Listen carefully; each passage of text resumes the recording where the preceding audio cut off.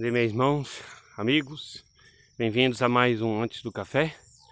Estou aqui na peleja, como você pode ver, atrás de mim nesse momento, está tudo assim, ainda nublado, passou a noite toda chovendo, mas olha o que está surgindo lá atrás. É belo demais, irmãos.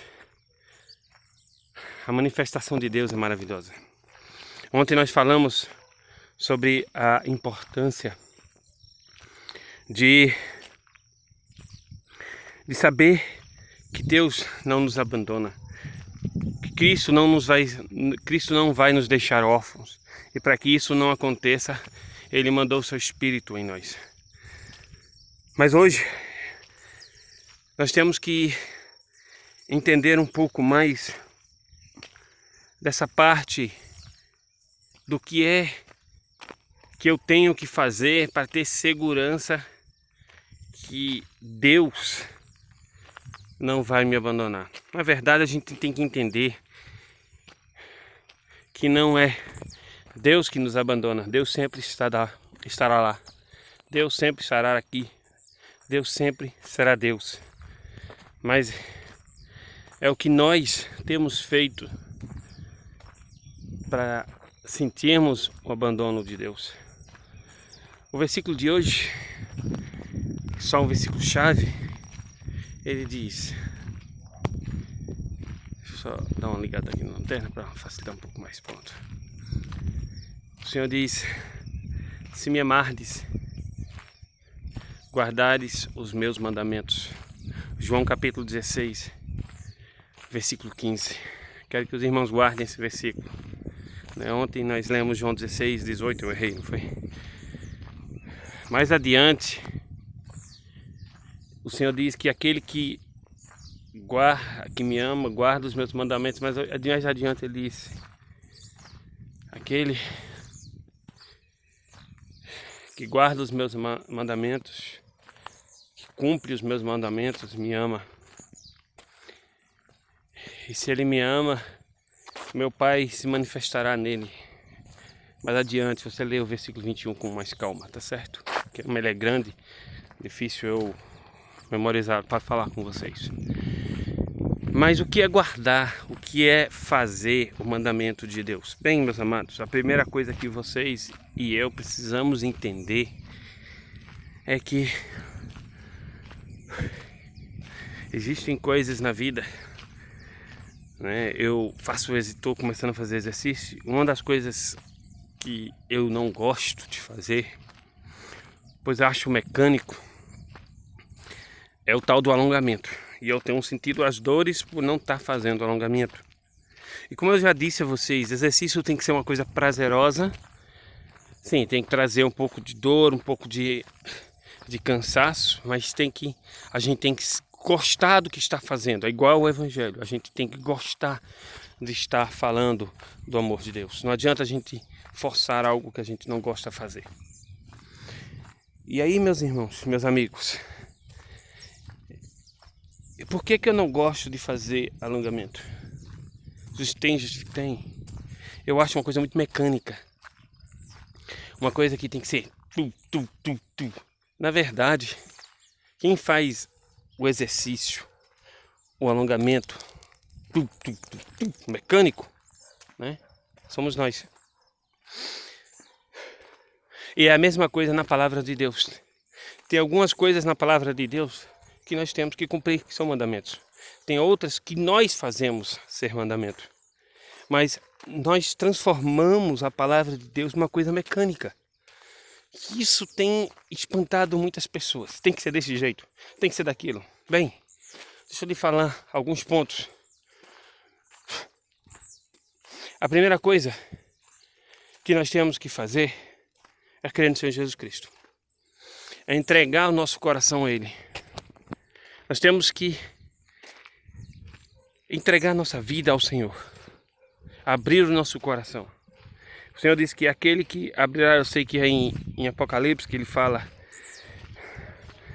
mais para frente, mas não custa, não é pecado a gente usar como analogia do que nós temos que fazer. se nós escutarmos a voz do Espírito, a voz de Deus batendo em nossos corações, nós temos e devemos abrir a porta do nosso coração para ele entrar. Então esse é o primeiro ponto. O segundo ponto é o batismo, né? O batismo, não que necessariamente o batismo salva, mas aquele que não quer se batizar, não quer ser identificado com Cristo. Se ele não quer ser identificado com Cristo, como nós podemos dizer que ele é salvo? Não é verdade, irmãos e amigos? Então, primeiro passo, crer. Segundo passo, ser batizados. Esse é o ponto, esse é o primeiro passo da salvação, de obter a salvação. Depois nós entramos nos passos da nossa função como servos do Senhor. Bem, algumas pessoas entram muito em ter que fazer aquilo, tem que fazer aquilo outro, né? Tem que procurar ser pastor, presbítero. Não. O Senhor disse: ide por todo mundo e pregai o Evangelho. Esse é o ponto. Nós temos a função de pregar o Evangelho. E pregar o Evangelho não é uma coisa mecânica. É usar a nossa vida. Tenho falado sobre isso. Tenho escutado muito sobre isso também. É usar a nossa vida para honrar, glorificar e exaltar a Deus. Então, primeira coisa, como cristão, testemunhar, indo ao mundo e pregando o Evangelho. Segundo passo, bem, se você olhar lá em Mateus, agora me esqueci, mas se não me engano é 28, o versículo não me lembro, ele diz que nós devemos ensiná-los no caminho do Senhor. Então, o primeiro mandamento para um cristão, depois de se converter e de se batizar, é pregar o Evangelho. O segundo é procurar ensinar a palavra de Deus, fazendo discípulos. Muito bem dito, o irmão da Davi Jané, ele disse: nós só fazemos discípulos quando os discípulos começam a fazer outros discípulos. E um discípulo é aquele que segue o que nós fazemos. Estava assistindo um desenho animado com minhas crianças, Mini Beats. Interessante o desenho. É bem bestinha, mas ele às vezes ensina umas coisas interessantes. E ele estava falando, fala-se muito sobre música. E a babá dos bebês perguntou aos bebês: o que você quer ser quando crescer? E aí, um bebê quis ser astronauta, o outro queria ser bombeiro,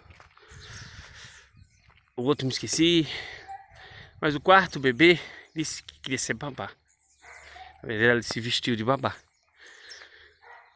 Aí a babá se emocionou, aí disse: agora vai brincar do que você quer ser, né? Aí a babá começou a ser, aquela que queria ser babá, começou a ser pinturrona com as outras crianças e perdeu a animação e a alegria dos seus amigos, tanto que não queriam mais brincar com ela, né?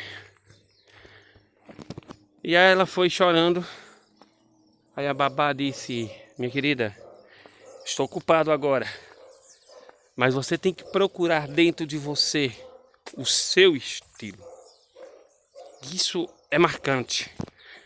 Nós não podemos fugir da palavra de Deus. Da mesma forma que eu não posso fugir de fazer os alongamentos, que eu ainda fujo. Mas eu tenho que procurar fazer o meu estilo, a minha forma, né? Você olhar os grandes pregadores, né? Cada um tem a sua forma de pregar o Evangelho. Spurgeon tem o seu jeito. Nós olhamos para algumas pessoas que não gostam muito de Cláudio Duarte. Ele tem o seu jeito de ensinar, de preparar a palavra de Deus. Nós temos J. John. Também tem o seu jeito de pregar o Evangelho. Tem irmãos que têm a habilidade com a tecnologia. Então, meus queridos, nós temos que procurar nosso estilo, nossa forma de pregar. Não podemos deixar a pregação do Senhor Jesus ser algo mecânico. Seguir o mandamento de Deus, esse é ensinar. Mas tem um outro que é extremamente esquecido, né? São dois, na verdade, que estão sendo cada vez mais esquecidos.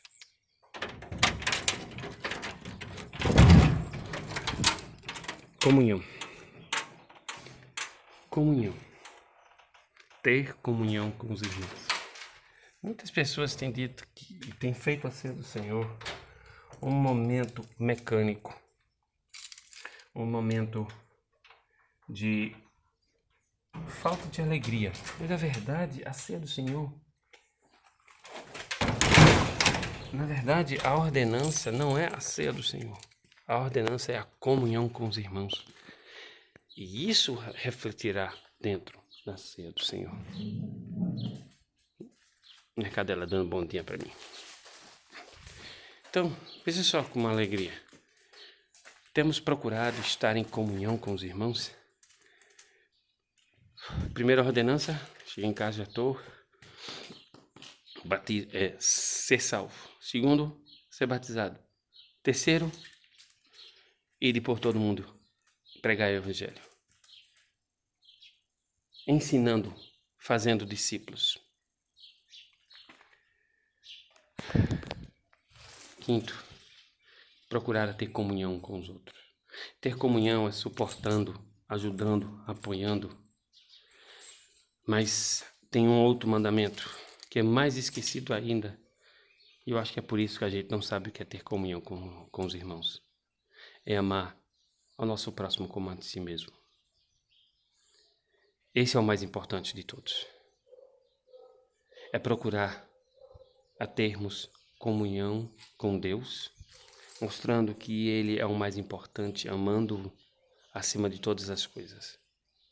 Até mesmo das nossas situações financeiras, dos nossos problemas, das nossas dificuldades, das nossas conquistas. E amando ao nosso próximo como a nós mesmos. Esses dois mandamentos, eles estão inteiramente ligados. Não existe um sem o outro e não existe o outro sem um. Não posso chegar a dois se não passar primeiro por um. Entendeu, meus amados e meus irmãos? Então,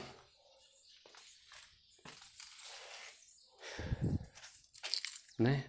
Se dissermos que amamos a Deus, temos que cumprir seus mandamentos. Que durante o dia de hoje possamos começar a escolhendo um desses mandamentos para cumprirmos. Se você ainda não entregou sua vida a Cristo, comece por esse. Se você já entregou a sua vida a Cristo e não se batizou, tome essa decisão hoje e se batize. Se você já fez tudo isso, bem, tem um ide, pregue, tem um ensine, tem o ter comunhão, mas tem o amares uns aos outros. Isso implica ajudar, apoiar, orar. Como é que você pode amar alguém quando a gente está numa quarentena? Fácil. Manda uma mensagem de amor. Ligue para alguém hoje. Pergunte se ele está bem, se está precisando de alguma coisa. Ofereça ajuda física, financeira, espiritual. Tem muitas coisas que nós podemos e não estamos fazendo. E procuremos a ter comunhão com os outros. Como é que nós podemos ter comunhão com os outros na quarentena? Tem muitos irmãos que gostam de dizer que internet é coisa de Satanás. Quem disse que é? Como se fosse há 10 anos atrás essa pandemia, como é que nós poderíamos ter comunhão com os outros? Na verdade, vocês já pararam para pensar nisso? Mas Deus permitiu que fosse agora, porque nós temos a acessibilidade à internet. Então, aproveite isso, meus irmãos, para falar e publicar o amor de Deus para uns com os outros. Que Deus te abençoe. Até o próximo encontro, antes do café. Tenha um bom dia e que Deus te abençoe.